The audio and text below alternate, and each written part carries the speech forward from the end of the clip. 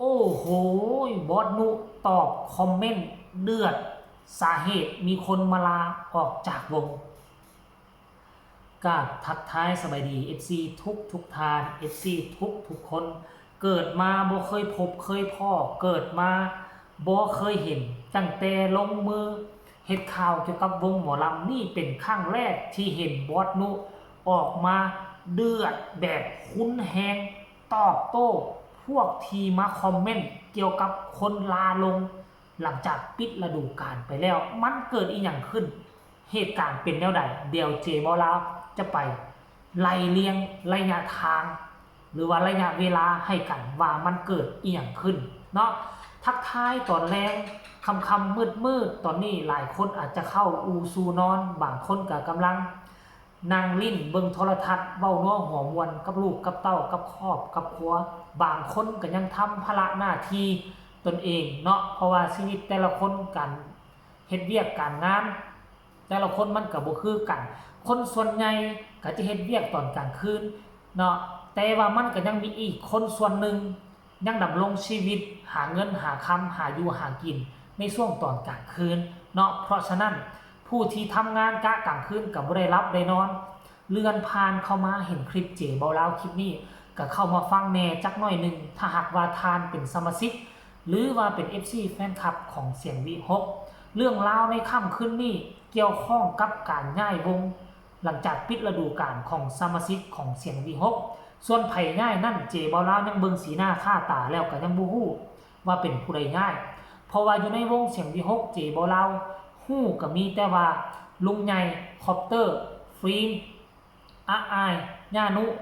กำนันแพรแล้วก็พอนกพงศกรแล้วก็นางเอกแพรวพาวยาป่านดำเหลือจากนั้นเจโบลาวบ่ฮู้จักไผทั้งหมดและคนมาลาลงนี่เป็นไผชื่อว่าจังไดนั่นเจโบลาวบ่ฮู้แต่ว่ามันมีรูปที่หลุดออกมาเห็นมีคนมานั่งกราบบอสนุ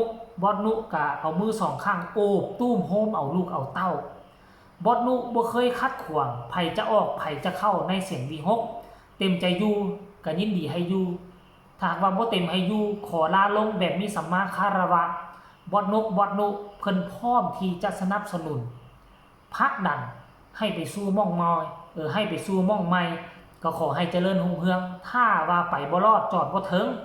ทั้งสองบอสนี่เพิ่นพร้อมที่จะรับเอากลับเข้ามาแต่ถ้าหากว่าลงแบบลาลงแบบมีสัมมาคารวะไปแบบบ่โตนห้านจบฤดูกาลแล้วลาไปแบบตะเมาะแต่แม่ซึ่งบอสนกพงศกรเพิ่นก็ออกมาโพสต์ก่อนหน้านี้แล้วไปก็ขอแสดงความยินดีนั้นผู้ไปก็ให้มีโชคผู้อยู่ก็ให้มีไซผู้ไปให้มีโชคบอสนกพงศกรเคยออกมาเคลื่อนไหวแล้วล่าสุดนี่ก็แม่นเห็นมากราบมาลาลงนำบอสนกนำบอสนุอีหลีอีหลอแต่ว่าเป็นศิลปินผู้ใดนั่นคือค่อยกับโบฮู้นะท่านผู้ชมเป็นบ่ฮู้นี่ฮู้นี่แหละเป็นต้นเหตุที่เฮ็ดให้บอสนุเลือดดานพอสมควรเนาะหลังจากโพสต์นี่ถูกโพสต์ออกไปมีคนเข้ามาเคลื่อนไหวประกอบคำคิดคำเห็นแต่ว่าคงจะเป็นคำถามหรือจะเป็นคอมเมนต์แทนใจบอสนุเพิ่นจึงออกมาเคลื่อนไหวตอบโต้แบบนักเลยเดี๋ยวจะไปอ่านปากต่อปากคำต่อคำให้ทุกคนตั้งใจฟังให้ดีก็แล้วกันค่อยเชื่อว่านะบอสนุเราเป็นคนที่มีเขาเอิ้นว่ามีหยังมีเหตุและก็มีผลถ้าบ่มาแย่ห้างตอยอห้างแตนบอสนุเพิ่นจะบ่ออกเคลื่อนไหวมาเดือดร้อนขนาดนี้คอมเมนต์แรกบอกว่าง่ายอีกแล้ววงนี้กะได้บ่ดนดอกความหมายว่าจังไดง่ายอีกแล้ววงนี้กะได้บ่ดนดอกมีหยังได้บ่ดนความหมายคือจังไดง่ายไปอยู่วงใหม่ก็อยู่บ่ดนดอกหรือว่ามีคนง่ายออกแล้ววงนี้ก็อยู่บ่ดนดอกความหมายว่าจังไดมันจึงเฮ็ดให้บอสนุเดือดได้บอสนุก็ไปตอบคอมเมนต์ทันทีว่าเอาทีนตูบอโอ้เดือดเลยเอาตีนทูบอหั่นแหละโอ้ขออภัยเอาทีนตูบอแล้วก็มีอีกคอมเมนต์นึงมีอีกคนนึงอีกตึมหลายคนเลยคอมเมนต์ว่าอยู่กะบ่ทนดอกคนนี้ความหมายก็คือว่าถึงว่ามันบ่ย้ายออกจากวงนี้ไปถึงว่ามันบ่ย้ายออกไปมันอยู่ต่อไป มันก็อยู่บ่ทนดอกอยู่ในวงนี้น่ะเนาะท่านผู้ชมโอ้ยไฟตกคือว่าเป็นจังซี่ท่านผู้ชมยังใครว่ามันยังได้อยู่เนาะและบอสนุก็มาตอบอีกว่าเขาบ่ได้ทำให้ไผตุยนะอีเท่าเห็นบ่ล่ะ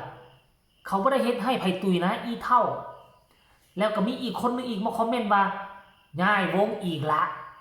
นี่ย้ายวงอีกละบอสนุก็เข้าไปตอบตืมนักหัวแห้งบ่โอ้แต่ละดอกเจ็บๆทางนั้นมาอีกคอมเมนต์สุดท้ายตืมคนละคนอีกตืมมันมีทั้งหมด1 2 3 4คนท่านผู้ชมมาคอมเมนต์ว่าย้ายวงอีกละบ่ว่าซั่นบอสนุก็มาตอบว่าเขากะบ่ได้ทำให้ไผตุยนะโอ้โหเป็นการตอบคอมเมนต์แบบเจ็บๆแสบดากเลยแหละเฮ้ยแสบดากแสบไปถึงช่วงอกช่วงในโอ้ยท่านผู้ชมค่อยกับตั้งแต่ค่อยลงมือเฮ็ดคลิปเฮ็ดข่าวมาบ่เคยเห็นบอสนุเราเคลื่อนไหวเดือดดาลแบบนี้จะเป็นไปได้บ่อาจจะมีคลิปไล่สดเราอาจจะมาเฮ็ดคลิปไล่สดชี้แจงและตอบอัพกับคอมเมนต์ดังกล่าวนี่ความจริงแล้วจะย้ายวงหรือบ่ย้ายวงมันเป็นวัฏจักรของวงการหมอลำอยู่แล้วแต่ว่าถ้าหากว่าย้ายด้วยการมีสัมมาคารวะไปลามาไหว้ในภาษาอีสานว่าไปลามาไหว้ตะเมาะแตะเมะฮู้อยู่ฮู้ไปแล้วมันก็บ่เกิดดราม่าอีหยังขึ้นเห็นบ่คือคนนี้คือฮู้อยู่ฮู้ไปลามาไหว้ไปลามาครอบแล้วทั้งเจ้าของวงเขาก็บ่เห็นว่าจะมีดราม่าหยังบ่เห็นว่าจะมีจะกระแสพิษเถียงทะเลาะวิวาทกันแต่ว่าเป็นหยังผู้ชมบางคนบางกลุ่มเป็นหยังต้องกินปูนละห้อนท้องเป็นหยังต้องเดือดดาลแทนหัวหน้าวงเขาทั้งที่เจ้าของวงเขาบ่เห็นเดือดเห็นห้อนอีหยังเขาก็ลงกันแบบตะเมาะแต่แม่ลงกันแบบตามปกติฮักแพงกันคือเก่าเพราะว่าผู้ลงก็มาครอบมาลาเจ้าของวงก็ปล่อยไปให้เขาไปเติบโตอยู่วงใหม่ถ้าไปบ่รอดก็ยินดีกลับคืนมาก็จะยินดีรับเอาเห็นบ่ล่ะคันลาลงตามปกตินะบ่แม่นตอนมานี่เอาพวงมาลัยมาไหว้เอาขันห้ามาไหว้มาขออยู่ขอเช่าบาดตอนไปแล้วก็โดดโปงลงเป่งเลงไปบ่มาลาบ่มาไหว้ถึงว่ามันสิ